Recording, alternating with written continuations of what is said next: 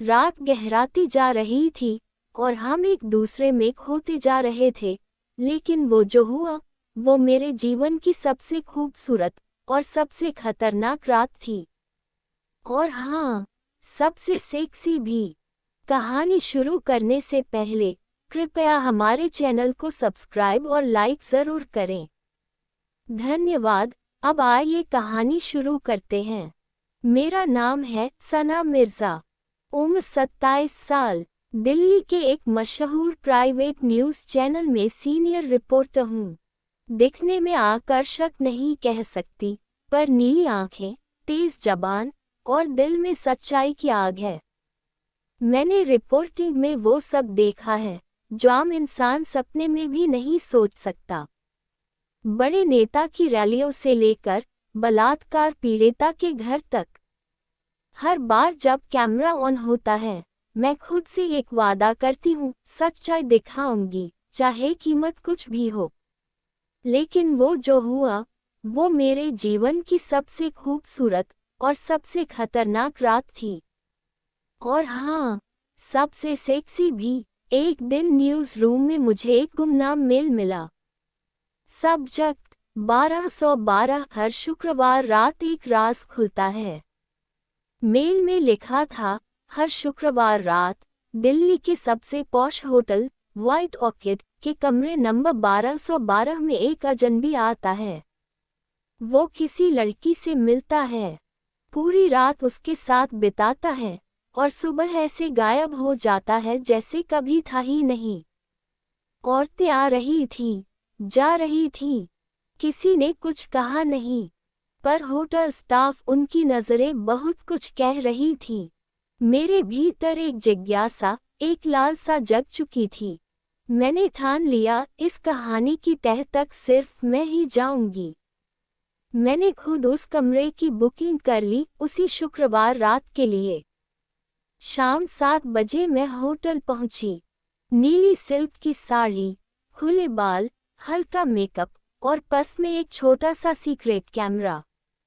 कमरा बेहद आलीशान था, नर्म रोशनी, गुलाबों की सुगंध और झीली पर्दों से छनती रात।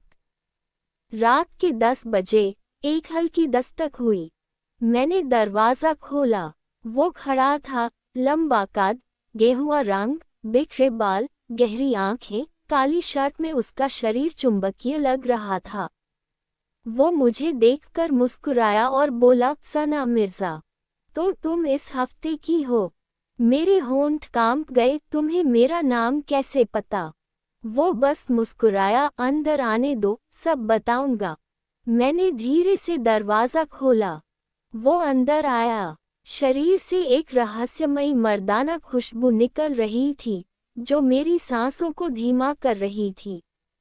मैंने उसे रेड वाइन ऑफर की। हमने साथ बैठकर पी। उसकी आंखें मेरे चेहरे को पढ़ रही थीं। उसकी निगाहें मेरी साड़ी के पार देखती, पर फिर मेरी आंखों से टकराती। तुम पत्रकार क्यों बनी? उसने पूछा। मैंने जवाब दिया, क्योंकि मुझे सच्चाई से प्यार है और झूठ से नफरत। वो मुस्कुराया, थोड़ा करीब आया और धीमे से बोला, क्या तुमने कभी खुद से झूठ बोला है? मैं कुछ नहीं कह पाई। उसने मेरा हाथ थामा, उसका स्पर्श गर्म था और गहरा। अब हम दोनों बिस्तर पर बैठे थे, पास, बहुत पास। वो मेरी गर्दन के पास झुका, उसकी सांसें मेरी त्वचा को छू रही थीं। उसने मेरी साड़ी की पिन खोल दी, धीरे धीरे, बिना जल्दबाजी, जैसे हर पल को महसूस करना चाहता हो। उसके होंठ मेरी गर्दन पर थे, मेरे कंधे पर, मेरी पीठ पर, मेरे शरीर की हर कोशिका जाग चुकी थी। उस रात मेरे जीवन में पहली बार कामुकता और सच्चाई एक साथ आई थी। मैं उसके साथ खो गई, बह गई, जल गई। रात के 1 बजे वो अचानक सीधा बैठा। उसने मेरी आंखों में झांकते हुए कहा, सना, क्या तुम जानती हो मैं कौन हूँ? मैंने गहरी सांस ली। हाँ, इब्राहिम। वो मुस्कुरा दिया। नहीं सना, मैं इब्राहिम नहीं हूँ। मैं चौंक गई। तो फिर उसने अपनी जेब से एक पेन ड्राइव निकाली, मेरे सामने रख दी। तुम्हारे चैनल का मालिक निखिल गुप्ता तुम्हें फंसाने वाला था। इस कमरे में कैमरा लगा है। तुम्हारा वीडियो बनाया जाता, फिर उसे लीक कर दिया जाता, तुम्हारा करियर खत्म कर दिया जाता। मैं सन्न रह गई। मैं एक साइबर एजेंट हूँ। कई महीनों से इस गिरोह पर नजर रख रहा हूँ। मैं उन लड़कियों को बचाता हूँ जो बेवकूफ़ी से इन जालों में फंस जाती हैं। मैंने पूछा, तो तुम मुझे क्यों बचा रहे हो? उसने मेरी ठुड्डी को हल्के से उठाया, क्योंकि तुम दूसरों जैसी नहीं हो, सना। तुम्हारी आंखों में आग है और दिल में सच्चाई। तुम्हें टूटने नहीं दूंगा। उसने मुझे चूमा, धीमे, लंबे, एक एहसास की तरह।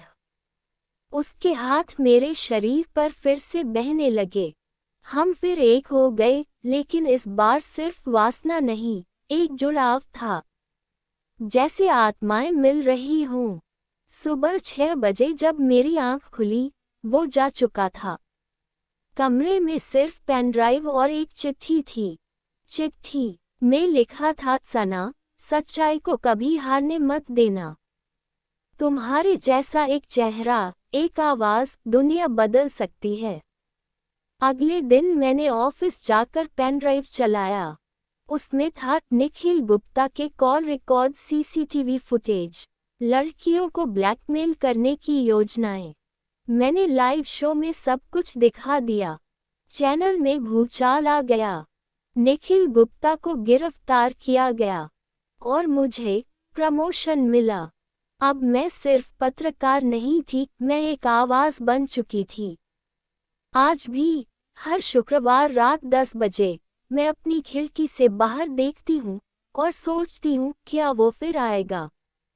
कभी कभी लगता है किसी परछाई की तरह वो मेरे आसपास है। मेरी साड़ी के पल्लू में, मेरे कंप्यूटर स्क्रीन की चमक में, या मेरे दिल की धड़कनों में, वो जो आया था। मेरी जिंदगी को तोड़ने नहीं, उसे बचाने आया था। उसका नाम क्या था मुझे नहीं पता, पर उसका एहसास हर शुक्रवार की रात आज भी मेरे साथ होता है।